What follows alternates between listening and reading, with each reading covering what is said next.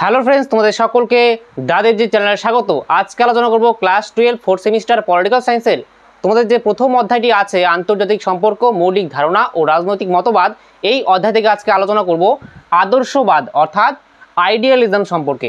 আগের ক্লাসে বাস্তববাদ অর্থাৎ রিয়েলিজম সম্পর্কে আলোচনা করেছি, ঠিক আছে? তাহলে আজকে আদর্শবাদ সম্পর্কে জানবো, যে আদর্শবাদের সংজ্ঞা, এর বৈশিষ্ট্য, এর সমালোচনা সব কিছু আলোচনা করবো, ঠিক আছে? দেখো, যে আদর্শবাদ এই যে মতবাদ বলো বা একটা দৃষ্টিভঙ্গি বলো বা একটা তত্ত্ব বলো, এর উদ্ভব কখন হয়? যে তোমরা জানো যে প্রথম বিশ্বযুদ্ধ হয় কখন? প্রথম যে বিশ্বযুদ্ধ ওয়ার্ল্ড ওয়ার 1 কখন হয়? 1914 থেকে 1918-র মধ্যে হয়, ঠিক আছে? 18 বা 19 ধরো, ঠিক আছে? তাহলে এই যে প্রথম বিশ্বযুদ্ধ হয়, সেই প্রথম বিশ্বযুদ্ধের যে ভয়াবহতা, সেই যে ধ্বংস হয় প্রথম বিশ্বযুদ্ধের পরে, তার জন্য বিশ্বের মধ্যে আন্তর্জাতিক সম্পর্কের আলোচনার মধ্যে রাষ্ট্রবিজ্ঞানীরা কী ভাবতে থাকে যে কিভাবে এই যুদ্ধের কারণ এবং পৃথিবীর মধ্যে, বিশ্বের মধ্যে শান্তি বজায় রাখা যায়, তার জন্য তারা একটা তত্ত্ব দেন, সেটা হচ্ছে আদর্শবাদী তত্ত্ব, ঠিক আছে? যে বিশ্বের মধ্যে এই যে প্রথম ওয়ার্ল্ড ওয়ার হয়ে গেল, প্রথম বিশ্বযুদ্ধ হয়ে গেল, এরপরে সবাই চিন্তিত হয়ে গেল যে না, যুদ্ধ হলে কারো লাভ হয় না, ঠিক আছে? সবারই ক্ষতি হয়। এর জন্য রাষ্ট্রবিজ্ঞানীরা, অনেক রাষ্ট্রবিজ্ঞানী আছেন, যেমন এখানে আছে Woodrow Wilson, Alfred জিমার্ন, James T শর্টওয়েল, তারপরে নরমান অ্যাঞ্জেল, তারপরে জন হবসন। এই যে রাষ্ট্রবিজ্ঞানীরা, তারা একটা তত্ত্ব দেন বা মতবাদ দেন, সেটা হচ্ছে আদর্শবাদ বা আইডিয়ালিজম। এই আদর্শবাদ কি বলে এবার আলোচনা করব, ঠিক আছে? যে আদর্শবাদের যদি সংজ্ঞা আসে, পরীক্ষায় 2 মার্কসের কোশ্চেন আসতে পারে যে আদর্শবাদের সংজ্ঞা দাও, বা আদর্শবাদ বলতে কি বোঝো, বা আদর্শবাদ কাকে বলে, তোমরা এটাই দিবে, ঠিক আছে? যে আদর্শবাদ এমন একটি তাত্ত্বিক দৃষ্টিভঙ্গি, বা আমাকে লিখতে পারো যে আদর্শবাদ এমন একটি মতবাদ বা এমন একটি তত্ত্ব যা বিশ্বাস করে, তাহলে এই মতবাদ কি বিশ্বাস করে? যে আন্তর্জাতিক রাজনীতির অর্থাৎ ইন্টারন্যাশনাল পলিটিক্সের মূল লক্ষ্য হওয়া উচিত ন্যায়, নীতি, মানবতা ও বিশ্ব শান্তি প্রতিষ্ঠা করা। তাহলে আন্তর্জাতিক যে রাজনীতি, ইন্টারন্যাশনাল যে পলিটিক্স, এর মূল যে লক্ষ্য সেটা কী হওয়া উচিত? ন্যায়, নীতি, মানবতা ও বিশ্ব শান্তি প্রতিষ্ঠা করা। এখানে এক দেশের সঙ্গে অন্য দেশের প্রতিদ্বন্দ্বিতা করা কিন্তু এর লক্ষ্য হওয়া উচিত নয়। যেমন বাস্তববাদ, রিয়েলিজমে আমরা পড়েছিলাম যে বাস্তববাদের তাত্ত্বিকরা কি বলেন, যে বাস্তববাদের মতে যে বিশ্বের মধ্যে প্রতিদ্বন্দ্বিতা চলতেই থাকবে, যুদ্ধ একটা স্বাভাবিক, ঠিক আছে? যুদ্ধ হবেই, ঠিক আছে? ক্ষমতার লড়াই হবে, কার ক্ষমতা কত বেশি, ঠিক আছে? কিন্তু আদর্শবাদ তার বিপরীত, বাস্তববাদের বিপরীত হচ্ছে এই আদর্শবাদ। আদর্শবাদ বলে না, বিশ্বের মধ্যে যুদ্ধ না, এখানে ন্যায়, নীতি, মানবতা, বিশ্ব শান্তি প্রতিষ্ঠা করা সম্ভব। এই মতবাদ মনে করে রাষ্ট্রগুলির পারস্পরিক সহযোগিতা ও নৈতিক মূল্যবোধের মাধ্যমে যুদ্ধ পরিহার করে স্থায়ী শান্তি অর্জন করা সম্ভব। এক রাষ্ট্র অন্য রাষ্ট্রকে সহযোগিতা করবে, এবং যে নৈতিক মূল্যবোধ, কিন্তু বাস্তববাদে কি বলা হয়েছিল? বাস্তববাদে কোনো নৈতিকতার দিকটা বাতিল করা হয়, যে এখানে ভালো মন্দ এটা দেখা হয় না, এখানে ন্যাশনাল ইন্টারেস্ট দেখা হয়। বাস্তববাদে জাতীয় স্বার্থ দেখা হয়, ঠিক আছে? একটা দেশ নিজের জাতীয় স্বার্থ যদি সংরক্ষিত হয়, তাহলে আর কিছু সে দেখবে না, অন্য দেশের কথা সে ভাববে না। কিন্তু এখানে বলা হচ্ছে না, এটা নৈতিক মূল্যবোধের মাধ্যমে যুদ্ধ পরিহার করা সম্ভব, ঠিক আছে? এবং বিশ্বের মধ্যে শান্তি অর্জন করা সম্ভব। এখানে নৈতিক দিকটাকেও দেখা হয়। যে এখানে বলা হয়, যেমন বাস্তববাদে বলা হয়েছিল মানুষ হচ্ছে ক্ষমতালোভী, তাই না? মানুষ হচ্ছে স্বার্থপর। এর জন্য একটা রাষ্ট্র কি করে, যে নিজের স্বার্থকে প্রথমে দেখে, এর জন্য আর কি ন্যাশনাল ইন্টারেস্টকে প্রথমে দেখে, এবং তার ক্ষমতা অর্জনের চেষ্টা করতে থাকে, এবং প্রতিদ্বন্দ্বিতা চলতে থাকে বিশ্বের মধ্যে। কিন্তু এই আদর্শবাদ বলে না, নৈতিক দিকটাও ভাবতে হবে। মানুষ হচ্ছে শান্তপ্রিয়, ঠিক আছে? মানুষের মধ্যে যে নৈতিকতা আছে, ভালো গুণগুলি আছে, তার দ্বারা কি সম্ভব? যে বিশ্বের মধ্যে মানুষের যে সহযোগিতা, ঠিক আছে, এক মানুষ অন্য মানুষকে সহযোগিতা করে, ঠিক তেমনই রাষ্ট্রের মধ্যেও সহযোগিতার মাধ্যমে বিশ্বে শান্তি প্রতিষ্ঠা করা সম্ভব। তাহলে হয়ে গেল আদর্শবাদ কি? বাস্তববাদের বিপরীতটা, ঠিক আছে? বাস্তববাদ বলে যে মানুষ ভালো, বলতে বাস্তববাদ বলে মানুষ হচ্ছে ক্ষমতালোভী, স্বার্থপর। আদর্শবাদ বলে না, মানুষ হচ্ছে ন্যায়পরায়ণ, পরস্পর সহযোগিতা করে। তাহলে এর দ্বারা কিন্তু একটা রাষ্ট্র অন্য রাষ্ট্রের সঙ্গে সহযোগিতার মাধ্যমে একটা আর কি শান্তি গড়ে তুলতে পারবে বিশ্বের মধ্যে। আর এখানের মধ্যে শান্তি প্রতিষ্ঠা করা সম্ভব বলে আদর্শবাদ, আর বাস্তববাদ বলে না, বিশ্বের মধ্যে যুদ্ধ তো এটা লেগেই থাকবে, ঠিক আছে। এবার দেখো প্রবক্তাগণ, এটা বললামই যে এখন যদি 2 মার্কসের কোশ্চেন আসে যে আদর্শবাদের কয়েকজন প্রবক্তাগণের নাম লেখো বা কয়েকজন তাত্ত্বিকগণের নাম লেখো, তোমরা কিন্তু এখান থেকে এটা লিখবে, ঠিক আছে, যেগুলি বললাম, Woodrow Wilson, Alfred জিমার্ন, James T শটওয়েল, Norman Angel, জন হবসন।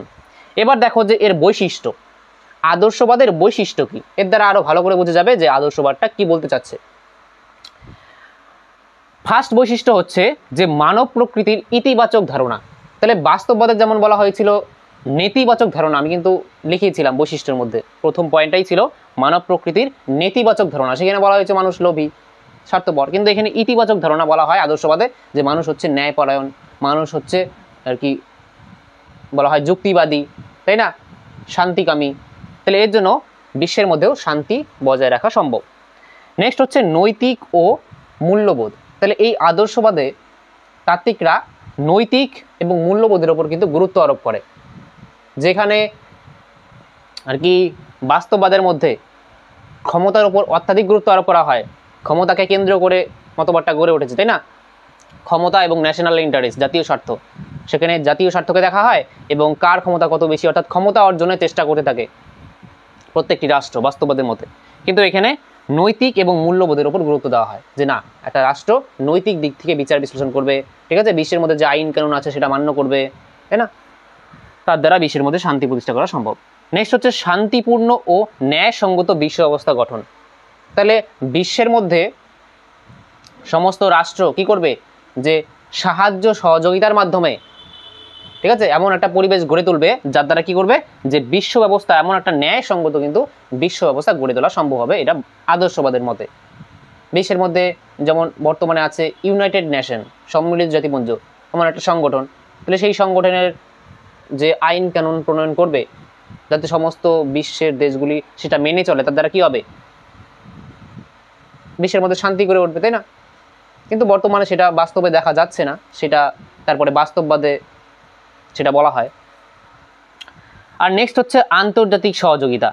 তাহলে আন্তর্জাতিক সহযোগিতা বলতে এটাকেই বোঝায় যে একটা দেশ অপর দেশকে সাহায্য করবে, সহযোগিতা করবে, তার দ্বারা একটা এমন পরিবেশ গড়ে তুলবে যাতে বিশ্বের মধ্যে শান্তি বজায় থাকে, ঠিক আছে, যুদ্ধ যাতে না হয়। তারপরে হচ্ছে আন্তর্জাতিক সংগঠন। বাস্তববাদে কি বলা হয়, বাস্তববাদে কিন্তু আন্তর্জাতিক সংগঠনের উপর অতটা গুরুত্ব আরোপ করা হয় না, কিন্তু এই আদর্শবাদে অর্থাৎ আইডিয়ালিজমে কিন্তু এই যে আন্তর্জাতিক সংগঠন এর ওপর গুরুত্ব আরোপ করা হয়, যে আন্তর্জাতিক সংগঠনেরও অনেক ভূমিকা আছে বিশ্বের মধ্যে একটা শান্তিপূর্ণ পরিবেশ গড়ে তুলতে, একটা আর কি ন্যায়সঙ্গত বিশ্ব ব্যবস্থা গড়ে তুলতে আন্তর্জাতিক সংগঠনেরও ভূমিকা আছে, এটা আদর্শবাদ মনে করে, কিন্তু বাস্তববাদ মনে করে না, ঠিক আছে। বাস্তববাদ মনে করে যে রাষ্ট্রই হচ্ছে মূল চালিকা শক্তি, তাই না, রাষ্ট্রই হচ্ছে মূল কারক, মূল অ্যাক্টর, আন্তর্জাতিক সংগঠনের ভূমিকাই ধরে না বাস্তববাদে। কিন্তু আদর্শবাদে বলা হয় না, আন্তর্জাতিক সংগঠনের ভূমিকা আছে বিশ্বের মধ্যে শান্তি বজায় রাখার জন্য। আন্তর্জাতিক সংগঠন যেমন ইউএনও বললাম, ইউনাইটেড নেশন, সম্মিলিত জাতিপুঞ্জ, তাই না। নেক্সট হচ্ছে গণতন্ত্রের প্রসার। যে গণতন্ত্রের প্রসার যত ঘটবে বিশ্বের মধ্যে, গণতন্ত্র কি দেখো, তোমরা ক্লাস 11-এ পড়েছিলে সেকেন্ড সেমিস্টারে, যে গণতন্ত্র, তারপরে কর্তৃত্ববাদ, সর্বাত্মকবাদ, ওই চ্যাপ্টারটা। তাহলে সেখানে গণতন্ত্র মানে কি, একটা দেশ সেখানের জনগণেরা যখন তাদের নিজের ভোটের মাধ্যমে কি সরকারকে নির্বাচিত করবে, সেটাই হচ্ছে গণতান্ত্রিক দেশ, তাই তো। অর্থাৎ নিজের দেশের শাসককে সেই দেশের জনগণেরা যখন নিজেরা নির্বাচন করে, সেটাই হচ্ছে গণতান্ত্রিক দেশ, তাই তো। তাহলে আমরা যে ভারত একটা গণতান্ত্রিক দেশ, তাহলে গণতন্ত্রের যে প্রসার সেটা বিশ্বের মধ্যে যত ঘটবে, তার দ্বারা কী হবে, সরকার কার কাছে দায়বদ্ধ থাকবে, সরকার সবসময় জনগণের কাছে দায়বদ্ধ থাকবে। কিসের জন্য, যে আমরাই ভোট দিয়ে সরকারকে নির্বাচিত করেছি, এখন যদি সরকার মানুষের স্বার্থে যদি কাজ না করে থাকে, তাহলে কিন্তু আমরা পরের বার ভোট দেবো না, তাই না। তাহলে এর জন্য সরকার সর্বদা মানুষের ওপর কি থাকে, যে দায়বদ্ধ থাকে। তাহলে এর জন্যই বলছে, যেহেতু মানুষের ওপর সর্বদা দায়বদ্ধ থাকে এই গণতান্ত্রিক সরকার, তার জন্য গণতন্ত্রের প্রসার বিশ্বের মধ্যে শান্তি নিয়ে আসতে পারে, একটা ন্যায়সঙ্গত বিশ্ব ব্যবস্থা গড়ে তুলতে পারে। আর নেক্সট পয়েন্ট হচ্ছে বাণিজ্যের প্রসার। এই বাণিজ্যের প্রসারের দ্বারাও কিন্তু কি করা সম্ভব, যে বিশ্বের মধ্যে যেই দ্বন্দ্ব হয়, যুদ্ধ হয়, এটা রোধ করা সম্ভব। এই আদর্শবাদীরা মনে করে বাণিজ্যের প্রসারের মাধ্যমে কিভাবে বিশ্বের মধ্যে যুদ্ধ কমবে বা দ্বন্দ্ব কমবে, ধরো এটা একটা দেশ, এটা একটা দেশ, ধরো এটা হচ্ছে ইন্ডিয়া, ঠিক আছে, এটা হচ্ছে বাংলাদেশ। তাহলে ভারত এবং বাংলাদেশের মধ্যে ধরো বাণিজ্য চলে, ঠিক আছে।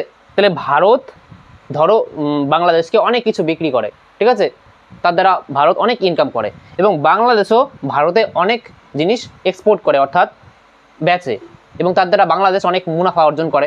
এখন দুই দেশই কি হয় যে একে অপরের ওপর নির্ভরশীল। এই দেশও এই দেশকে কিছু জিনিস বিক্রি করে লাভবান হচ্ছে, এবং এই দেশও এই দেশের সঙ্গে বাণিজ্য করে লাভবান হচ্ছে। তাহলে এই দেশ কখনোই কিন্তু এই দেশের ওপর আর কি আক্রমণ করবে না, অ্যাটাক করবে না, আর এই দেশও এই দেশের ওপর অ্যাটাক করবে না, তাই না? তাহলে সেই দেশেরই লস। তাহলে এর জন্যই বলছে কতটা বাণিজ্য চলবে এক দেশের সঙ্গে অন্য দেশের, একের ওপর একটা দেশের ওপর আরেকটা দেশ এতটাই নির্ভরশীল হয়ে পড়বে যে তারা একে অপরকে আক্রমণ করবে না, তাদের মধ্যে যুদ্ধ হবে না, তাই তো? তাহলে এর দ্বারা বিশ্ব ব্যবস্থার মধ্যে শান্তি প্রতিষ্ঠা করা সম্ভব, ঠিক আছে। তাহলে এই ছিল আদর্শবাদ। এবার আলোচনা করব এই আদর্শবাদের সমালোচনা, ঠিক আছে। এই আদর্শবাদকে অনেকে ক্রিটিসিজম করেছে, ঠিক আছে, সেই ক্রিটিসিজমগুলি এখন দেখবো এক এক করে।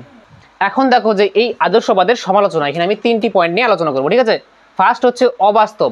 তাহলে সমালোচকরা যারা ক্রিটিসিজম করেছেন এই আদর্শবাদকে, এই আইডিয়ালিজমকে, তারা কি বলেছেন যে এই মতবাদ বা এই তত্ত্বটি হচ্ছে অবাস্তব, অর্থাৎ বাস্তবে এর কল্পনাই করা যায় না এই আদর্শবাদের। অর্থাৎ বাস্তবে কি হয়, বাস্তবে কিন্তু নৈতিক দিক দেখা হয় না, একটা দেশ ভালো না মন্দ, একটা দেশ নৈতিক দিকটা পালন করছে কি না, ঠিক আছে। একটা দেশ সবসময় নিজের স্বার্থ দেখে, তাই না? একটা দেশ সবসময় নিজের স্বার্থ দেখে, জাতীয় স্বার্থ দেখে, ন্যাশনাল ইন্টারেস্টকে দেখে।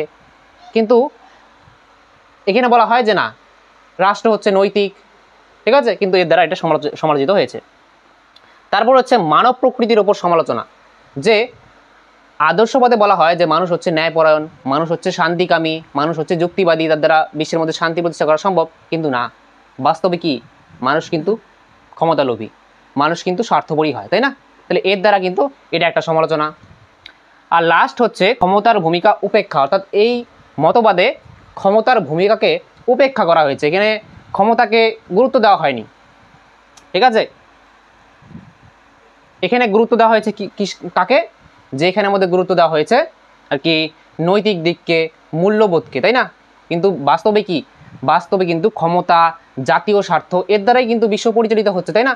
একটা দেশের সবসময় জাতীয় স্বার্থই দেখে, তার ক্ষমতা কতটা বেশি, ক্ষমতা অর্জনের চেষ্টা করতে থাকে, এটাই তো বাস্তব, তাই না? তাহলে এখানে ক্ষমতার ভূমিকাকে যেহেতু উপেক্ষা করা হয়েছে এই আদর্শবাদে, তাহলে এটা কিন্তু একটা সমালোচনার দিক থেকে পড়ে, ঠিক আছে। তাহলে এখন এখান থেকে কী কী কোশ্চেন আসতে পারে এই আদর্শবাদ থেকে? ফার্স্ট কোশ্চেন, আদর্শবাদের সংজ্ঞা দাও। দ্বিতীয় কোশ্চেন, আদর্শবাদের তাত্ত্বিকগণের নাম লেখো বা প্রবক্তাগণের নাম লেখো। এই দুটাই 2 মার্কসের। আর 6 মার্কসের আরেকটি কোশ্চেন আসতে পারে, ঠিক আছে, 3 নম্বর কোশ্চেন, সেটা 6 মার্কসের হবে, ঠিক আছে। সেটা কি, যে সেটা হচ্ছে আন্তর্জাতিক সম্পর্কের আলোচনায় আদর্শবাদ তত্ত্বটি আলোচনা করো, বা আন্তর্জাতিক সম্পর্কের আলোচনায় আদর্শবাদের বৈশিষ্ট্য আলোচনা করো, ঠিক আছে। আমি এমনভাবে একটা নোট প্রোভাইড করব যাতে এই দুইটি প্রশ্নেরই বড় কোশ্চেন যেটা দিলাম 6 নম্বরের, এই একটা প্রশ্নের উত্তর পড়লেই এই দুটা প্রশ্নের উত্তর হয়ে যাবে, ঠিক আছে। তাহলে এই ছিল আজকের আলোচনা। তাহলে এই ক্লাসটি তোমাদের কেমন লাগলো তোমরা কমেন্ট বক্সে আমাকে অবশ্যই লিখে জানাবে। আর এর পরের ক্লাসে আলোচনা করব উদারনীতিবাদ সম্পর্কে। তাহলে দেখা হচ্ছে নেক্সট ক্লাসে, ততক্ষণের জন্য বাই।